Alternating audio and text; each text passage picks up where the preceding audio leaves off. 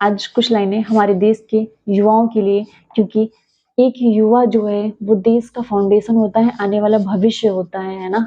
तो आज 15 अगस्त के शुभ अवसर पर हम अपने देश के युवाओं को जागृत करेंगे और उसके लिए हम कुछ लाइनें बोलना चाहेंगे कि हम युवा देश की ताकत हैं, परिवर्तन ला कर मानेंगे।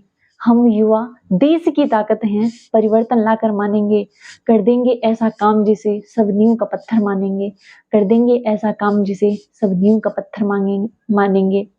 त्रिसकाय नहीं हो पाएगा, त्रिसकाय नहीं हो पाएगा ये भारत 100 वर्षों तक। त्रिसकाय नहीं हो पाएगा ये भारत 100 वर्षों तक। नव भारत को दुनिया वाले चिर युवा नाम से जानेंगे। नव भारत को दुनिया वाले चिर युवा नाम से जानेंगे।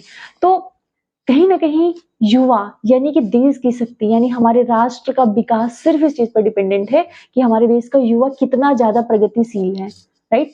आज के टाइम पर अगर हम देखें तो हर एक फील्ड में, वेदर ये जो है आप धर्म, शास्त्र, अर्थ, टेक्निकल, कुछ भी ले लो, हर जगह पे देश का युवा कदम से कदम मिलाकर बहुत तीव्र गति से चल रहा है, जिसका कि सीधा सीधा एक ही मतलब निकलता है कि जो हमारा भारत है वो अब कहीं ना कहीं बहुत ज्यादा प्रोग्रेस के पथ पर चल रहा है। और ऐसा एक दिन आएगा जब हम हर एक फील्ड में जो हमारी पुरानी सोने की चिड़िया थी उसको हम लौटा पाएंगे, है ना।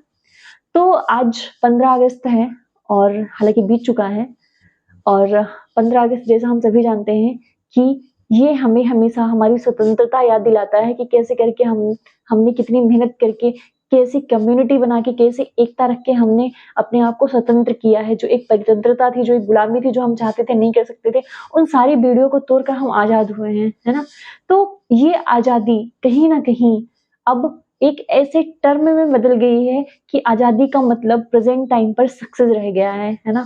तो अगर हम अपने आप को मानते हैं कि हाँ ठीक है हम आजाद हैं, तो इसका सिंपल सा यही फंडा है कि अपने को बहुत ज्यादा सक्सेस बनना है, मतलब बहुत ज्यादा सक्सेसफुल होना है, बहुत ज्यादा तीव्र गति से ग्रो करना है ना।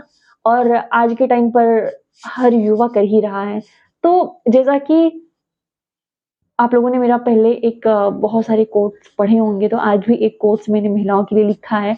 हालांकि अक्सर ऐसा होता है कि महिलाएं जो है पढ़ लिखने के बाद जब उनकी शादी होती है तो वो घर, फैमिली, बच्चे, बीवी को संभालने में मतलब उनका टाइम ऑलमोस्ट चला जाता है, वो अपने लिए कुछ नहीं कर पाती हैं। तो मेरा ऐसा मानना है कि देखिए, कई कई लोगों की ये बातें रहती हैं कि जो है हमारा ससुराल वाले हमें ऐसा नहीं करने देते, वैसा नहीं करने देते, व्हाटएवर जो भी है। पर आप एक चीज सोचिए ना यार, जब हम बच्चे होते हैं, जब हमें चलना नहीं आता, तो हमारे मम्मी पापा कभी नहीं सोचते कि हम इनको इतना सब कुछ करवाएंगे।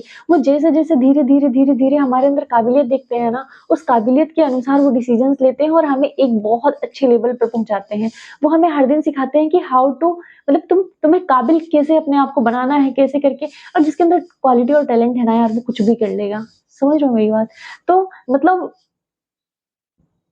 अगर आपके घर में भी ऐसा है कि आपको नहीं पढ़ने दिया जा रहा है या नहीं कुछ होने दिया जा रहा है, तो लड़ाई झगड़ा करके कोई जंग नहीं जीती जाती है। मतलब मेरी मम्मी का सिंपल सा फंडा है कि दुनिया में प्यार एक ऐसा रिश्ता है जिससे कि तुम अगर सबसे तुम प्यार करोगे तो मतलब प्यार की जो भाषा होती है ना, वो दुनिया को बदल देती है।